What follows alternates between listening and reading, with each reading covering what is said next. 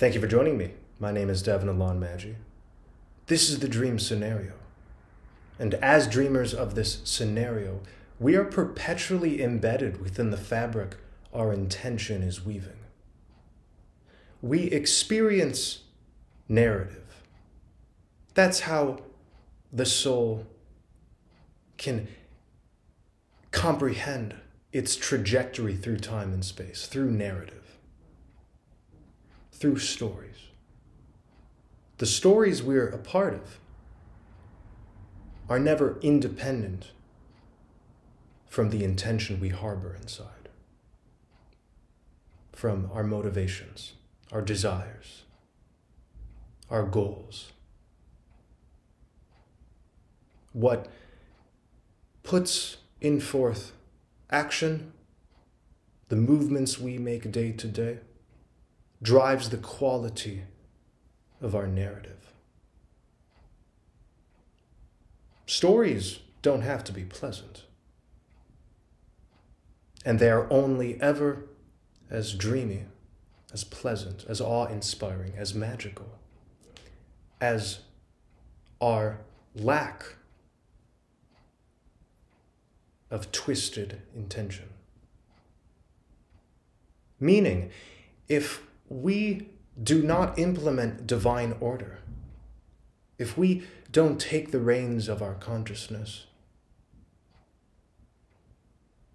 through reevaluation of our intention, this dream has the capability to veer more towards the category of a nightmare. This is very clear. The human experience is one full of confusion, of torment, of misunderstanding. It feels much more whole, much more complete, much more pure.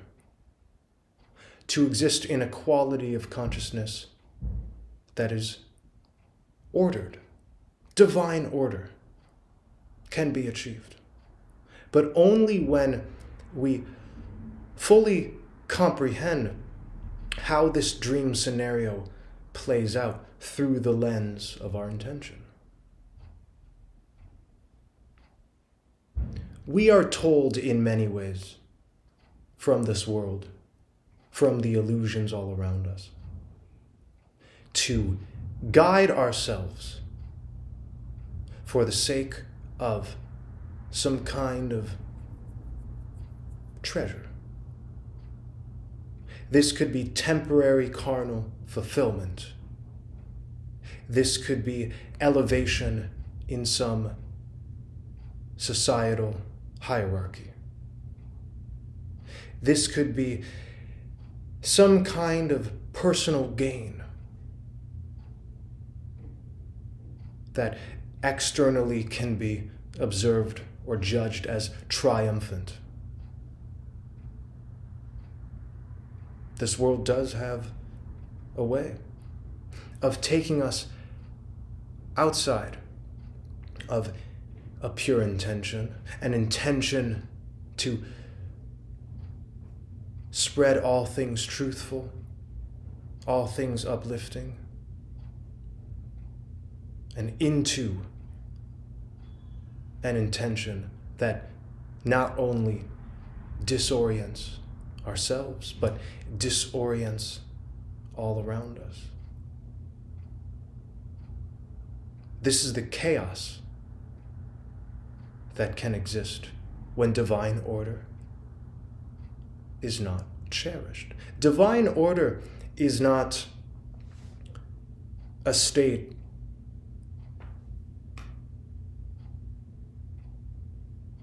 of discomfort. Oftentimes we view organization as an uncomfortable, overly stoic energy. But unless we are disciplined in our hearts, in our minds, in the movements we make within time and space, We have full capability of transforming ourselves into unconscious dreamers. So divine order is just another way of comprehending the creation of a dream, almost like being lucid. If you're lucid within this dream scenario, then you're aware of how your inner space reforms and reshapes and reevaluates all narratives that have manifested within one's life. We cannot change the narratives we're already a part of. We cannot change the narratives that have played out in our past.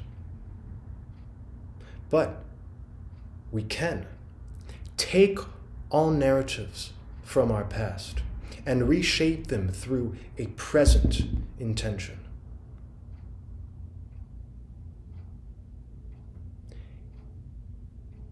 It's no fun, we might think, to be so analytical about ourselves. Why contemplate about such boring ideas, huh? Why even care? Shouldn't we just live life and let it flow, baby? I know. But in this context, letting it flow can only actualize when we're letting it go. Letting what go? The tendencies, the patterns, the behaviors, the thought forms, the narratives, the storylines derived from untruthful intention, unclean intention, twisted motivation. You and I both know what distorts our hearts and minds, ultimately our souls.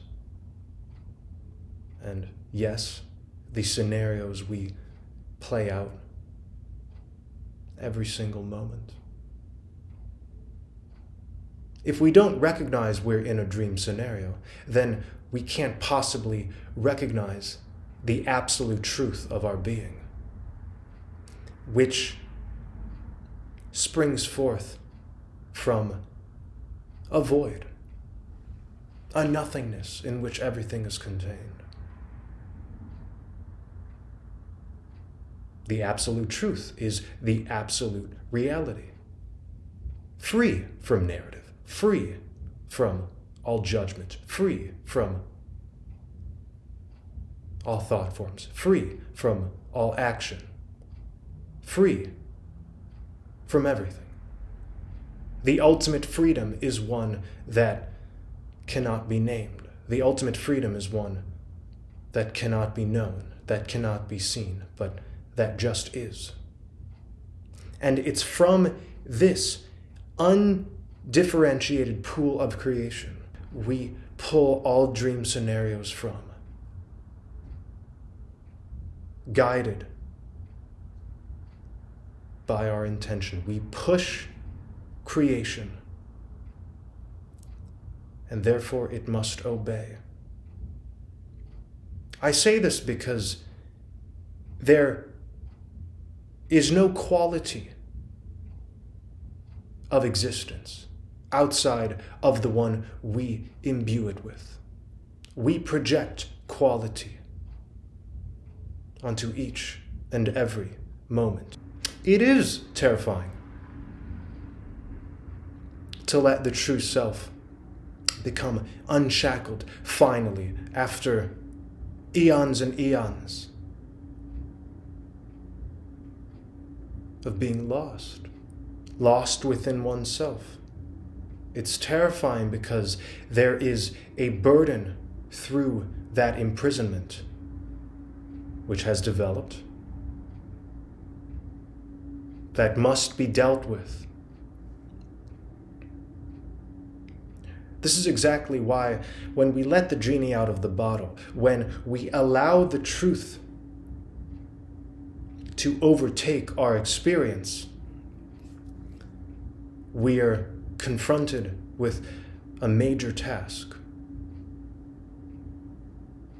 A task of undoing.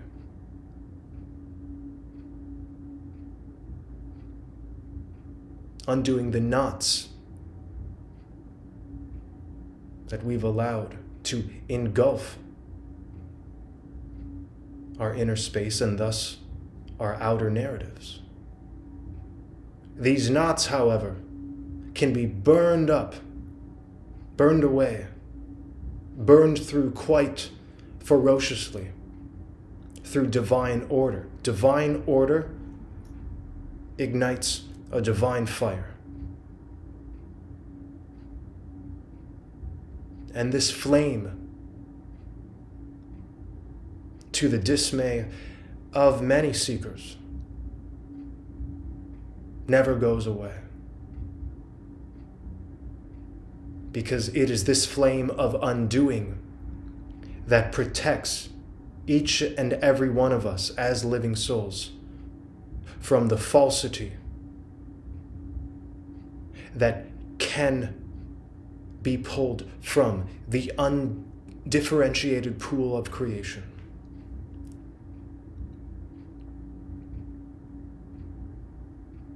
This is why we must be courageous, we must be strong, we must be resilient in this effort of alleviating a formerly broken condition. And yes, it is a formerly broken condition. Once we've rung the bells of our awakening, of our alleviation. This is the dream scenario. And as dreamers, we are perpetually embedded within the fabric our intention is weaving. So what should we intend? What is the greatest intention to harbor?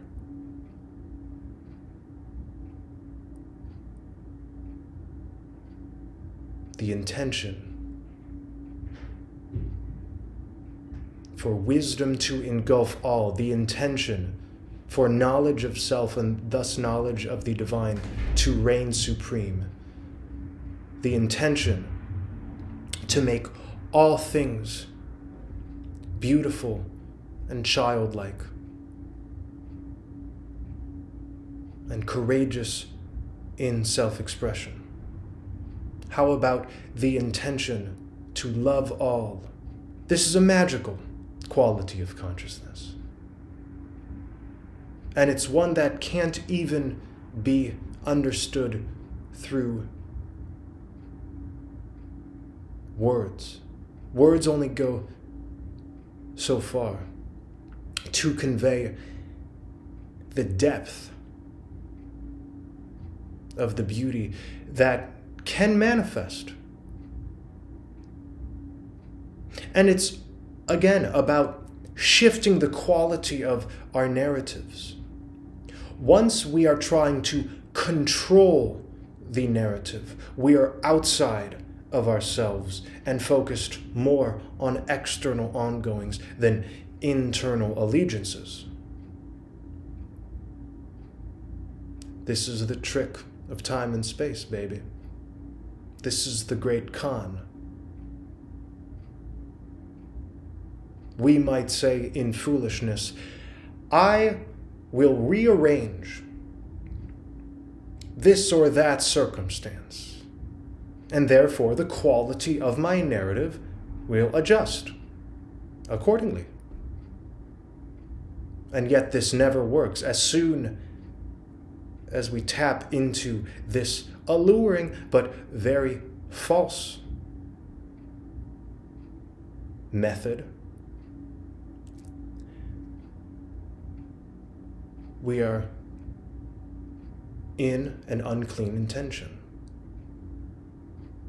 The intention should never be to control an outer circumstance in order to fulfill an inner discomfort.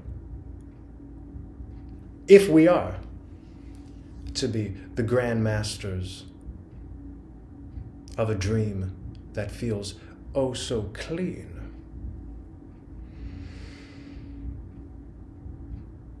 let it all burn as it burns. If there's hellfire outside, congratulate it and turn inwards. It is your narrative. This complaint we can manufacture every second of every day.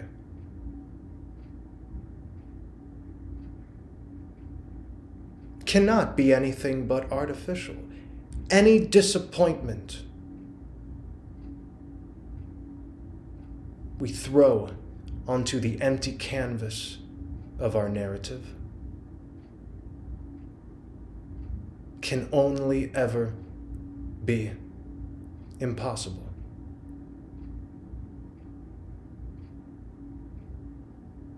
But when we turn inside, when we turn to the self beyond all things developmental, meaning outside of body, even outside of mind, outside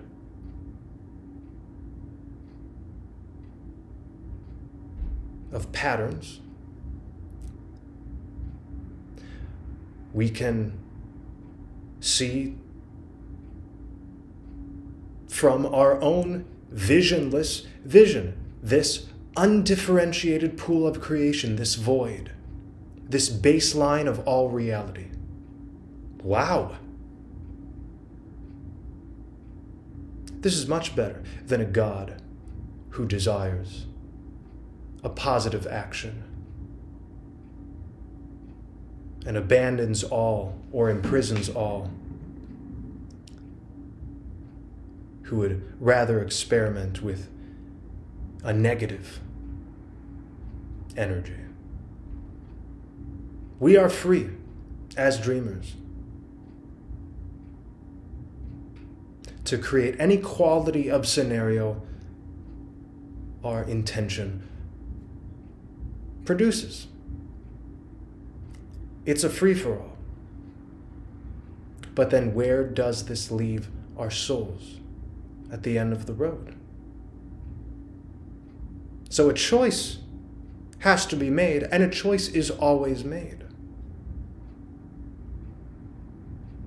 What is the quality?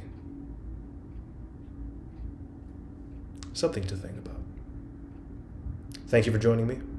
Keep up the great work.